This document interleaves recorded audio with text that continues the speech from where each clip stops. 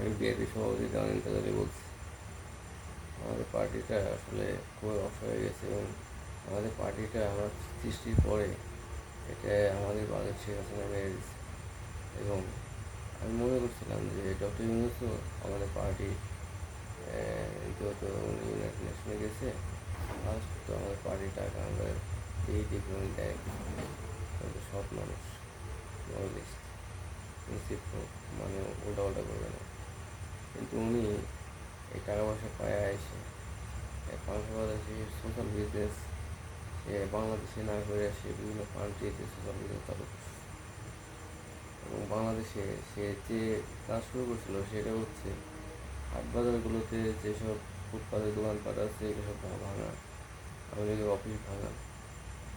তারপরে আওয়ামী লীগকে সে নিষিদ্ধ ঘোষণা করছে এবং আওয়ামী লীগের দোষ নেই এখানে। এখানে যারা দোষী তারা হচ্ছে মুসলিম 300-400 নেতাকর্মীর, যে তাদের কনস্টিটিউশন দায়ী, তাদের চলমান কনস্টিটিউশন এটার জন্য দায়ী।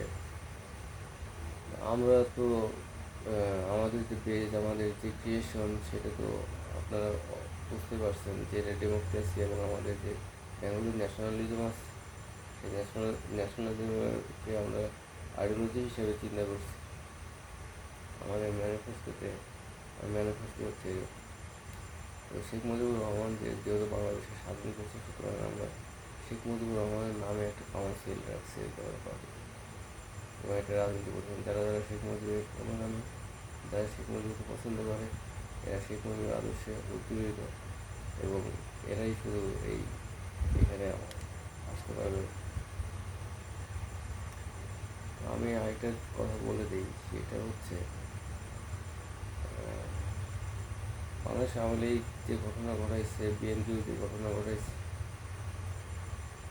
সে অনুযায়ী আমরা বলতে পারি যে আওয়ামী লীগের পরবর্তীতে আমার ক্ষমতা আসার সম্ভাবনা আছে। কারণ হচ্ছে বিএনপি ক্ষমতা আসার সম্ভাবনা কিন্তু চলে গেছিলো বলা যায়, ওরা আশা হারিয়ে ফেলছিল।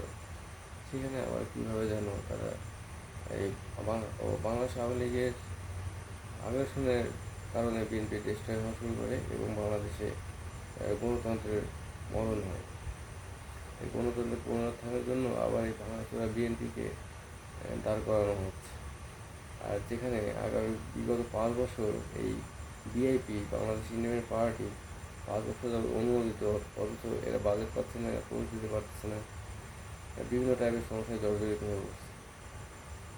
বিশেষ করে আমি মারাত্মকভাবে রেস্ট্রিক্টেড হয়ে পড়ছি। আমি এখান থেকে পরিত্রাণচিত এবং আমি অবশ্যই চাই যে মানে কিছু না কিছু একটা হোক।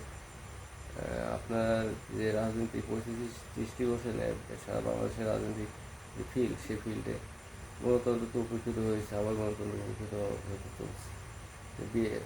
আওয়ামী লীগ আবার ধীরে ধীরে দেখবেন দেশটা হওয়া শুরু হয়েছে এবং বিভিন্ন শাখা পোশাখা নিয়ে অনেকে অনেক দল গঠন করে তারা ওই আইডিওলজি, একজন কমিউনিজম বেজ, একজন সোশ্যালিজম বেজ, বিভিন্ন বেজ আকারে তারা ফাদার সিস্টেম থেকে বের হয়ে বিভিন্ন ধরনের কাজ করবে।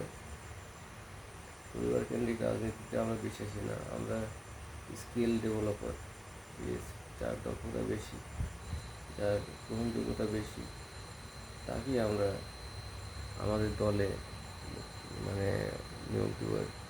জয় বাংলা, জয় বাংলা।